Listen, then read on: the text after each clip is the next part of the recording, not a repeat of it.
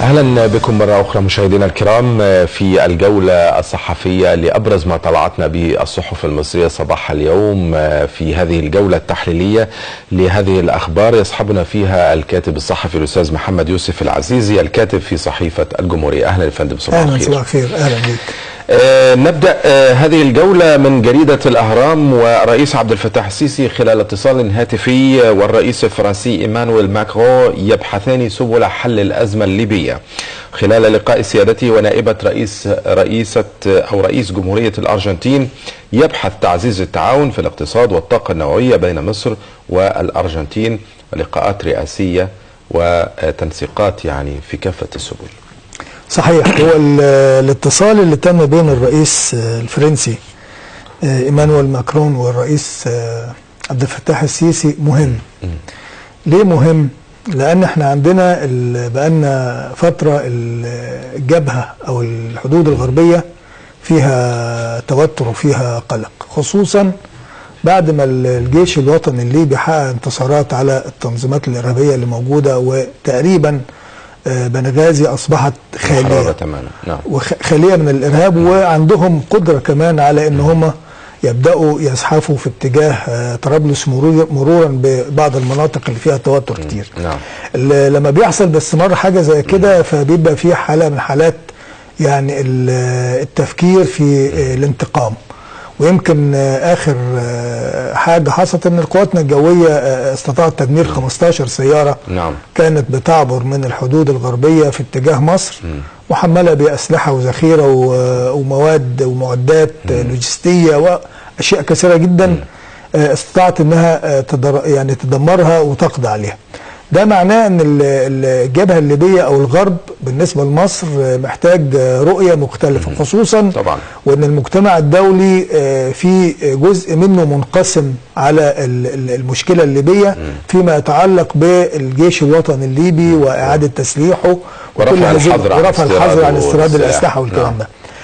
موقف فرنسا بالنسبه للازمه ديت هو موقف بيتفق تماما مع الموقف المصري، ومهمه حل القضيه الليبيه هي في الاساس مهمه مصريه، واعتقد ان الدبلوماسيه المصريه بذلت جهود كبيره جدا في فكره تقريب وجهات النظر. صحيح. من اتفاق الصخيرات للحكومه الموجوده في بنغازي للبرلمان وكل هذه الاشياء. كمان المخابرات الحربيه المصريه عندها خبره واسعة جدا في معلومات عن القبائل الموجودة في المنطقة الغربية والمنطقة الشرقية أيضا، فبتأدي دور مهم في هذا الإطار.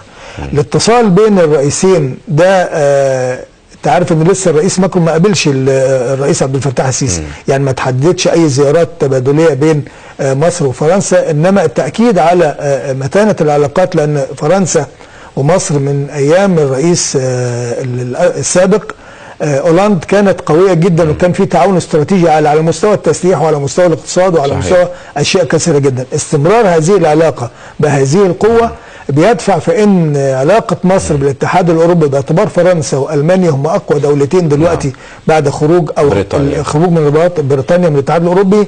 ده بيؤكد ان مصر السياسه الخارجيه اللي وصلت ليها في الاخر وتحسين الصوره بيدي نتائج ايجابيه، وانا اعتقد ان التنسيق ده مهم جدا. الحاجه الثانيه مع نائبه رئيس الارجنتين، انت عارف ان في تكتل اقتصادي او تجمع اقتصادي في دول المخروط لامريكا الجنوبيه اللي هي البرازيل والارجنتين والباراجواي والاورجواي ومعاهم مصر. مصر دخلت في التكتل الاقتصادي. التكتل الاقتصادي ده مهم، وعلاقتنا الاقتصاديه او التجاريه لما يحصل فيها نمو مع مجموعه دول فيها 250 مليون نسمه، والناتج القومي عندهم بيصل الى 3 تريليون دولار. اعتقد ان ارتفاع الحاله دي او التبادل التجاري وان ايجاد علاقه او تبادل حر بين التكتل ده وبين مصر طبعا شيء مهم. كل ما نخش احنا في تكتلات اقتصاديه فده بيسهل علينا في الاستثمار والتبادل الاقتصادي والتبادل التجاري وضبط ميزان المدفوعات والتصدير لمنطقه تقدر تاخد من مصر اشياء كثيره جدا. انا شايف ان ده كلام مهم. الرئيس باستمرار بيركز على الجانب الاقتصادي لانه تقريبا كاد ان يكمل الجانب العسكري بعد ما رفع مستوى تصنيف الجيش الى العاشر، ويمكن اخر سنتين كمان يوصل للتصنيف 8 وتفوق على جيوش اقليميه كثيره في المنطقه. فاعتقد الاقتصاد بقى الشغل الشاغل دلوقتي للرئيس باعتباره بيدير ايضا عجله الاقتصاد المصري وباعتبار الواقع ايضا. طبعا. نذهب الى صحيفه الاخبار، وفي الصفحه الرابعه المهندس طارق قابيل وزير التجاره والصناعه يقول خلال لقائه ب 44 من سفراء مصر المنقولين الى الخارج ان الملف الاقتصادي محور رئيسي لمباحثات الرئيس مع زعماء العالم. يعني لسه كنا بنتكلم. ده صحيح. هو في 44 سفير مصري هيروحوا يستلموا عملهم في الدول اللي هم مبعوثين اليها. الحقيقه لقاء طارق قابيل وزير التجاره والصناعه معاهم مهم، بس هل وهو بيقول لهم ان الملف الاقتصادي ده مهم وان احنا محتاجين استثمارات، هل استطاع ان يطلعهم او النظام او الدوله قدرت تحطهم في الصوره الكامله بالنسبه لخريطه الاستثمار في مصر؟ ولا هو مجرد هيروحوا يتكلموا وخلاص؟ ده رقم واحد. رقم اتنين، المفروض يبقوا عارفين ايه اهم الصناعات الموجوده في مصر القابله للتصدير عشان يروجوا لها. ايه اهم، خدوا قانون الاستثمار معاهم ودرسوه وذاكروه بحيث ان هم لما يقدروا يتكلموا مع الدول ديت او مع رجال الاعمال في الدول ديت يبقى عندهم قدره على الاقناع. يعني عندهم الخريطه الكامله لمصر، عندهم خريطه للمنطقه الاقتصاديه.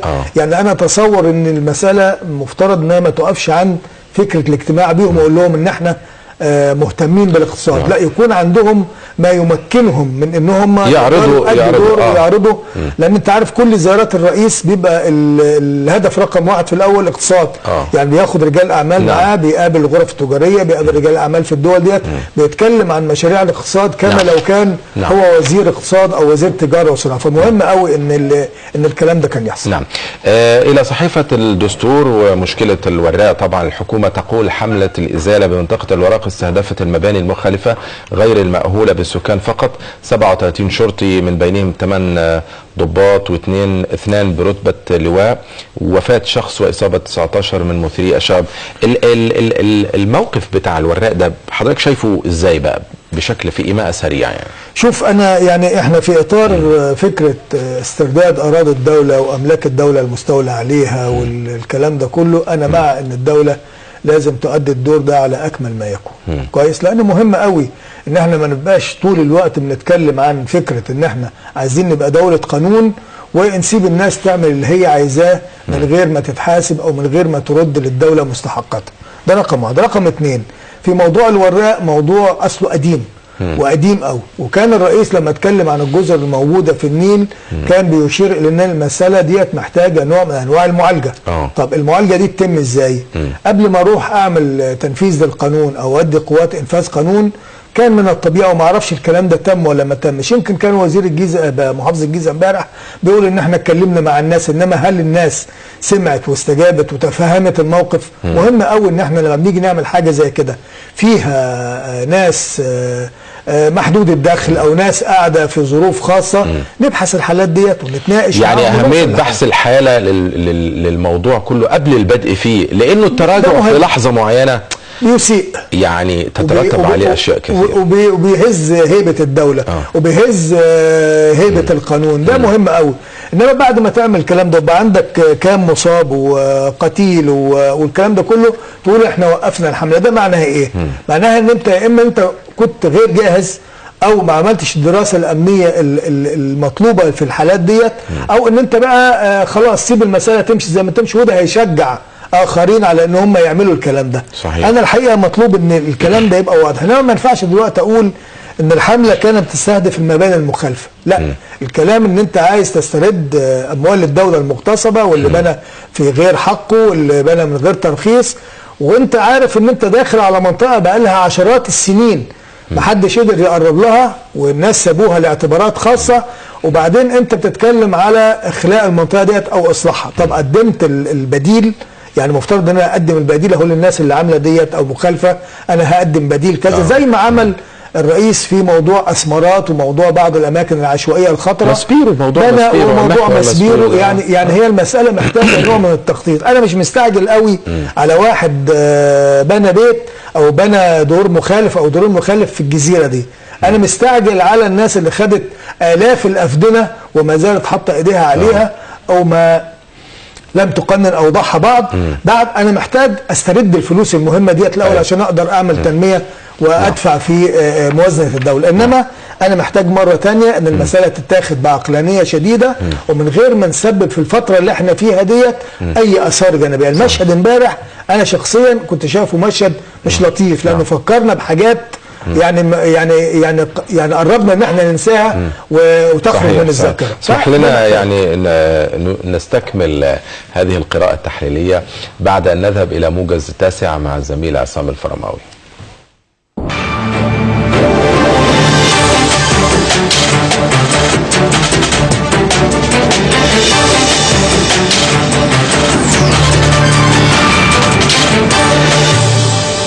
السلام عليكم ورحمة الله وبركاته. موجز التاسع من التلفزيون المصري، أهلا بكم. تلقى الرئيس عبد الفتاح السيسي اتصالا من نظيره الفرنسي إيمانويل ماكرون تناول التطورات الراهنة التي تشهدها بعض القضايا الإقليمية وعلى رأسها الوضع في ليبيا، حيث اتفق الرئيسان على أهمية دفع الجهود الجارية للتوصل إلى تسوية سياسية في ليبيا.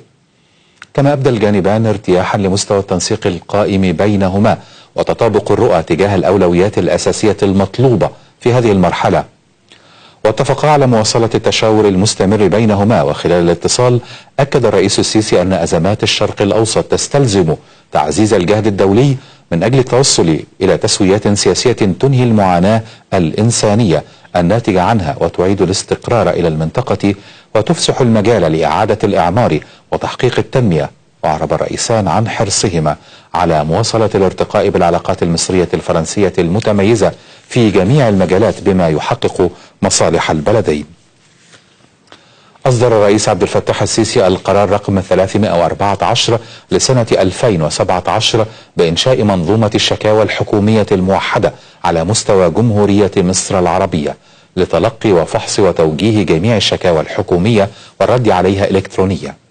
وتلتزم جميع الوزارات والمصالح والأجهزة الحكومية ووحدات الإدارة المحلية والهيئات العامة باتخاذ جميع الإجراءات اللازمة لسرعة تحقيق الربط الكامل مع منظومة الشكاوى الحكومية الموحدة، مع اتخاذ جميع التدابير اللازمة لضمان سلامة تداول الشكاوى وسرية البيانات والمعلومات المتعلقة بها. هذا ويصدر رئيس مجلس الوزراء القرارات اللازمة لتفعيل منظومة الشكاوى الحكومية الموحدة وتحديد العناصر المكونة لبنائها التنظيمي.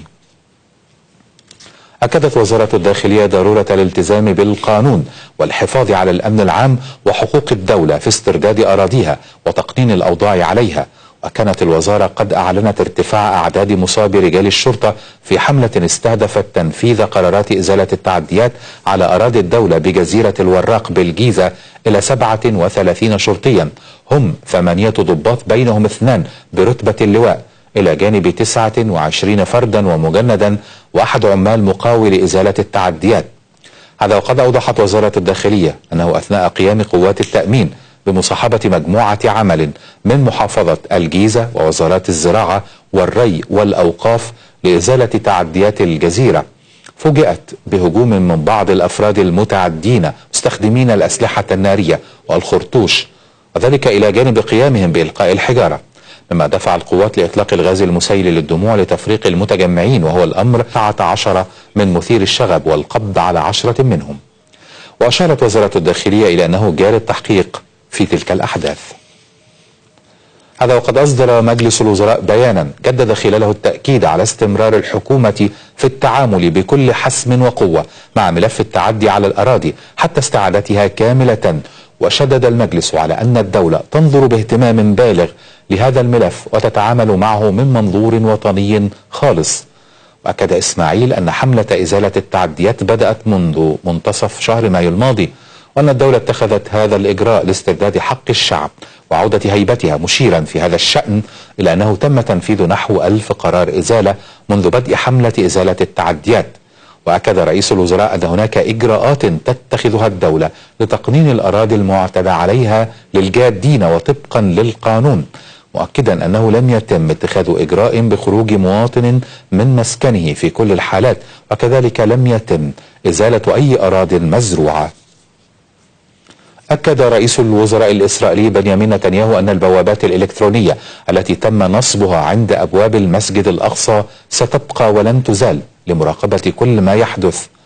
من جهتها قالت الحكومة الفلسطينية إن ما تقوم به سلطات الاحتلال الإسرائيلي في مدينة القدس العربية المحتلة هي إجراءات باطلة ولاغية، كما جددت الحكومة طلبها بضرورة المطالبة بتدخل دولي وعربي وإسلامي عاجل لوقف إجراءات الاحتلال التي لا تتوافق مع واقع وطبيعة وتاريخ مدينة القدس العربية. ويأتي هذا في الوقت الذي وافقت فيه لجنة وزارية إسرائيلية على مشروع قانون يمنع تقسيم القدس بين الفلسطينيين والإسرائيليين في أي مفاوضات سياسية بين الجانبين. يعقد وزير الخارجية سامح شكري اليوم جلسة مباحثات مع النائب الأول لرئيس مجلس الوزراء وزير الخارجية الكويتي الشيخ صباح خالد الحمد الصباح، الذي يقوم بزيارة إلى القاهرة. ومن المنتظر أن يتناول الجانبان العلاقات المصرية الكويتية المتميزة وسبل تعزيزها في شتى المجالات، فضلا عن مناقشة آخر تطورات الأوضاع على الساحة الإقليمية والدولية، بالإضافة إلى موقف الدول الداعية لمكافحة الإرهاب من الحكومة القطرية. دعا وزير الخارجية الفرنسي جان إيف لي دريان إلى التهدئة في مسعى لحل الأزمة القطرية. وفي تصريحات صحفية تحدث لي دريان في أبو ظبي المحطة الأخيرة في جولته الخارجية التي استمرت لمدة يومين، تحدث عن ضرورة انخراط أطراف الأزمة في عملية تهدئة بغية إجراء مفاوضات في أجواء بناءة على حد قوله. وخلال لقائه مع الشيخ محمد بن زايد آل نهيان ولي عهد أبو ظبي نائب القائد الأعلى للقوات المسلحة الإماراتية، شدد الوزير الفرنسي على أن مكافحة الإرهاب هي الأولوية رقم 1 من خلال مكافحة كل أشكال تمويل ودعم الإرهاب. هذا وقد شملت جولة لي دريان الخليجية قطر والسعودية والكويت. أعزائي المشاهدين، إلى هنا ينتهي موجز الأخبار. شكرا لحسن المتابعة، وعودة إلى الزميل عبد الله يسري في استوديو صباح الخير. فإلى هناك وصباح الخير.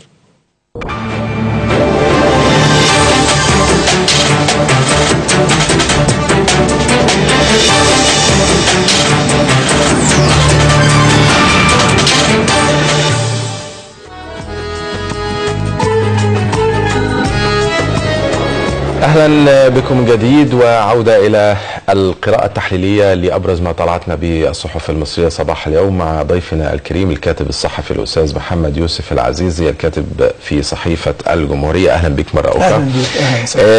انتهينا إلى صحيفة الجمهورية في الصفحة الأولى والخبر الخاص بالقوات الجوية تدمر 15 سيارة محملة بالأسلحة والمتفجرات على الحدود الغربية. الجيش يلاحق فلول الإرهاب، وإحباط مخطط عدائي ضد القوات، واستهداف سيارة مفخخة، ومقتل 6 تكفيريين بوسط سيناء. اسمح لنا في تقرير ممكن نتابعه أستاذ محمد، ثم نعود مرة أخرى لاستقبال التعليق.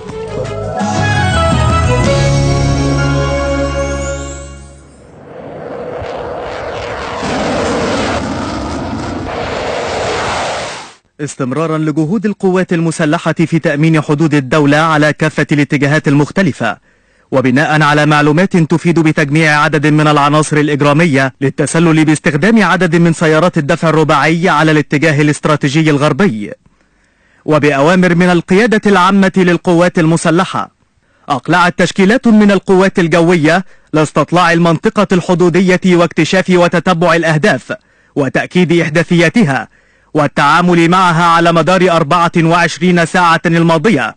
وقد أسفرت العملية عن استهداف وتدمير 15 سيارة دفع رباعي محملة بكميات من الأسلحة والذخائر والمواد المهربة، فيما تقوم القوات بملاحقة وضبط العناصر الإجرامية. وفي نطاق الجيش الثالث الميداني، تمكنت قوات إنفاذ القانون بوسط سيناء بالتعاون مع القوات الجوية من إحباط مخطط لتنفيذ عمل عدائي، وذلك إثر استهداف سيارة محملة بكميات كبيرة من المواد المتفجرة، وملجأ يضم 6 من العناصر التكفيرية شديدة الخطورة تم القضاء عليهم بشكل كامل.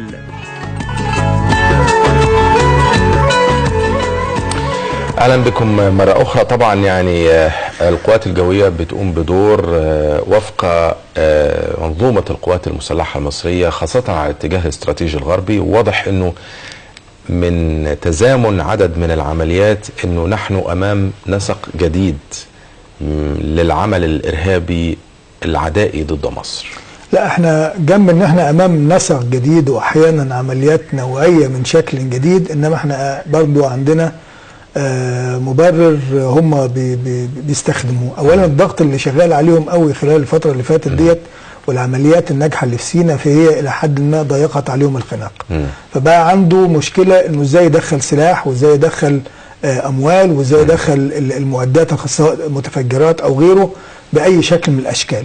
الضربه اللي حصلت ديت معناها ان التنظيم داخل مصر او الجماعات الموجوده داخل مصر اللي بتشتغل بمنطق احيانا الخلايا واحيانا الذئاب المنفرد زي ما حصل في بعض الاماكن زي الغردقه وزي كنيسه القديسين وزي الكلام ده.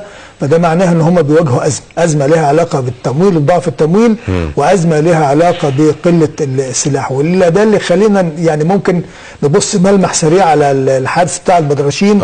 هم ليه لو انت عايز مثلا تضرب الشرطه كان ممكن تضربهم من نار وتترمهم وتجري، انما فكره ان انت تخش عشان تاخد سلاح وعشان تاخد واقي رصاص فانت محتاج الادوات ديت.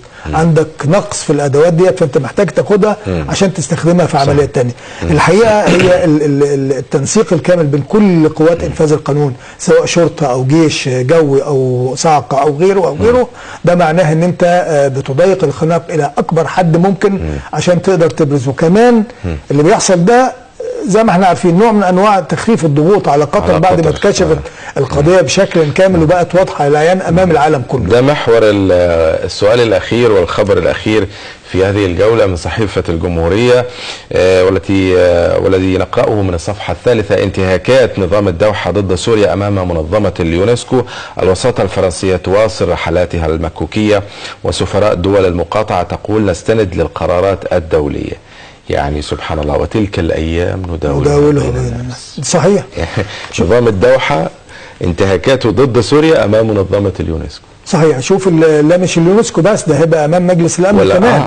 لان القضيه دلوقتي ان اخطر شيء في مساله الارهاب هي قضيه التمويل. الارهاب لو ما عندوش تمويل مالي وسلاح فمش هيقدر ينشط ولا يقدر يعمل اي حاجه. والحقيقه قضيه الارهاب بشكل عام في العالم هي قضيه تخص المجتمع الدولي كله، لان كل السلاح اللي بيجي وكل الاموال اللي بتيجي من مصادر دول، يعني من اماكن كبيره. ما حدش بيجيب سلاح بيصنعه في حته ثانيه، انها بتصنع في مصانع سلاح. عربيات الدفع الرباعي اللي بتبقى موجوده عندهم بكثره دي بيجيبوها تخرج من مصانع السيارات ديت، ومعروف هي بتروح لمين ومين اللي بيشتريها ومين اللي بيوصلها، لان هي مش حاجات صغيره تتهرب في شنطه السيارات. فاذا المساله مرصوده ومعروفه. لما نعمل الكلام ده احنا فيبقى احنا امام بنحط قطر كدوله داعمه للارهاب وراعيه للارهاب امام مسؤوليتها امام المجتمع الدولي كله. فبقتش قضيه لا مصر بس ولا السعوديه بس ولا الامارات ولا البحرين. ونحن ندعو الساده المشاهدين لمتابعه الفقره القادمه اللي حتتحدث بشيء من التفصيل عن المشهد والموقف مع قطر. شكرا جزيلا ضيفي الكريم كاتب الصحفي الاستاذ محمد يوسف العزيزي الكاتب الصحفي في صحيفه الجمهوريه. شكرا جزيلا. شكرا. مشاهدينا الكرام ابقوا معنا، فقرات صباح الخير يا مصر ممتده مع حضراتكم.